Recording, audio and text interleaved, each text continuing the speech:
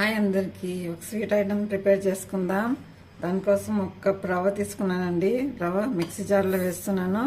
సన్నగా గ్రైండ్ చేయాలి, మెత్తగా గ్రైండ్ చేయాలి. మిక్సీ జార్లో వేసి పౌడర్ చేయాలి.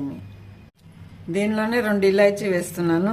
ఎందుకంటే రవ్వ గ్రైండ్ చేశానండి. ఎంత మెత్తగా అయితే అంత మెత్తగా చేయండి. ఇది ఒక బౌల్లో వేస్తున్నా. దీనిలోనే 1/2 కప్ గోధుమ పిండి వేస్తున్నాను. అలాగే ఇక్కడ బెల్లం తీసుకున్నాను. నేను 1 కప్ తీసుకున్నాను కదా రవ్వ, దానికంటే తక్కువ బెల్లం తీసుకోండి. 3/4 కప్ బెల్లం తీసుకున్నాను. ఇప్పుడు ఇది వేరే బౌల్లో వేసి కొంచెం మెల్ట్ చేసుకోవాలి. బెల్లంని కొంచెం వాటర్ వేసి మెల్ట్ చేసుకుందాం. ఎందుకంటే 1/2 కప్ కంటే తక్కువ వాటర్ వేస్తున్నాను. ఇది మెల్ట్ చేసుకోవాలి. ఎందుకంటే బెల్లం మెల్ట్ అయిందండి. ఎక్కువ బాయిల్ చేయొద్దండి బెల్లాన్ని. మనకి పాకం ఏమి అక్కర్లేదు. బెల్లం ఊరికే మెల్ట్ అవ్వాలంతే. ఇప్పుడు నేను తీసుకున్న బెల్లం బాగానే ఉందండి. లేదంటే మీరు స్ట్రెయిన్ అన్న చేసి తీసుకోవచ్చు. ఇప్పుడు దీనిలో వేస్తున్నా, పిండిలో వేస్తున్నా. అలాగే ఒక పించ్ సాల్ట్ వేస్తున్నాను. ఇప్పుడు ఇది మిక్స్ చేసుకోవాలి.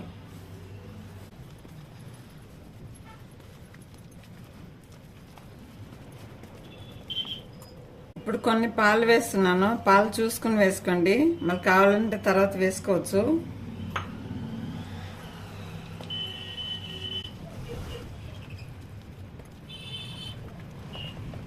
ఇలా లమ్స్ లేకుండా కలుపుకోవాలి పిండిని. టోటల్ 1/2 కప్ అంత పాలు వేసానండి. అవసరం అయితే మళ్ళీ తర్వాత వేసుకోవచ్చు. ఇప్పుడు ఇది రవ్వ కదా, రవ్వ కొంచెం వాటర్ పీల్చుకుంటుంది. అందుకని ఇప్పుడు దీన్ని 15 మినిట్స్ రెస్ట్ ఇద్దాం పిండిని. ఎందుకంటే 1/2 అవర్ అయిందండి. నేను పిండి నానుతుంది, ఇలా గట్టిగా అయిపోయిందండి. ఇప్పుడు మళ్ళీ దీంట్లో కొన్ని పాలు వేసుకుందాం. పాలన్నా వాటర్ అన్నా వేసుకోవచ్చు అండి, మీ ఇష్టం. నేను పాలు వేస్తున్నాను.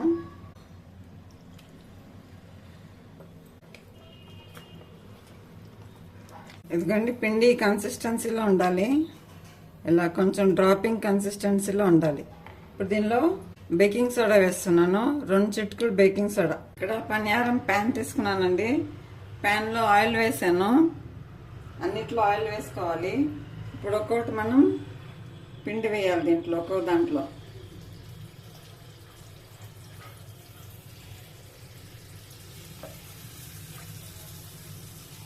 ఇది లో ఫ్లేమ్లో మంచిగా ఉడికే వరకు ఉడికించుకోవాలి. లో టు మీడియం ఫ్లేమ్ పెట్టుకోవాలి. చాలా సూపర్గా ఉంటాయండి పనియారం. ఇది నేను రవ్వతో చేస్తున్నాను. ఇంతకు ముందు బియ్యం పిండితో కూడా చేశానండి. చాలా బాగుంటాయి, చాలా వెరైటీగా కూడా ఉంటాయి. దీనిలో కొబ్బరి కడ వేసుకుంటారండి. మీరు కావాలంటే కొబ్బరి కడ వేసుకోవచ్చు, డ్రై ఫ్రూట్స్ కూడా వేసుకోవచ్చు. నా వంటలు మీకు నచ్చితే లైక్ చేయండి, షేర్ చేయండి, కామెంట్ చేయండి. ఎందుకంటే ఇలా ఫ్రై అవ్వాలండి. పైన మంచిగా ఉడికే వరకు ఫ్రై చేసుకోవాలి. ఎందుకంటే ఒక సైడ్ ఫ్రై అయింది, సెకండ్ సైడ్ తిప్పుకుంటున్నాను.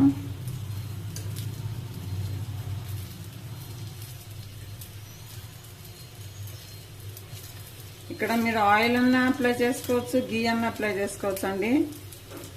లేకుంటే 2 కలిపన్నా అప్లై చేసుకోవచ్చు.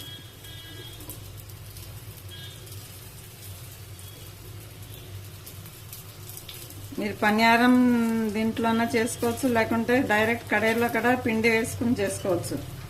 డైరెక్ట్ కడాయిలో ఆయిల్ వేసి ఆయిల్లో వేసుకోవచ్చు పిండిని. అవి కూడా బాగానే వస్తాయి.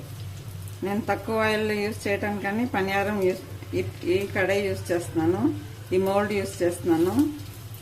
ఇదిగోండి సెకండ్ సైడ్ కూడా ఫ్రై అయిందండి. ఇదిగోండి అన్నీ ఇలా చేసుకుందాం. ఎక్కువ ఆయిల్ కూడా లాగలేదండి, ఎక్కువ ఆయిల్ కూడా తీసుకోలేదు. ఇలా అన్నీ చేసుకుందాం. ఎందుకంటే ఎంత సాఫ్ట్గా ఉన్నాయో తుంచి చూపిస్తా చూడండి. ఎందుకంటే ఎంత జాలీగా ఉందో. చాలా టేస్టీగా ఉంటుందండి. ఒకసారి ఇలా ట్రై చేసుకోండి. Thank you for watching.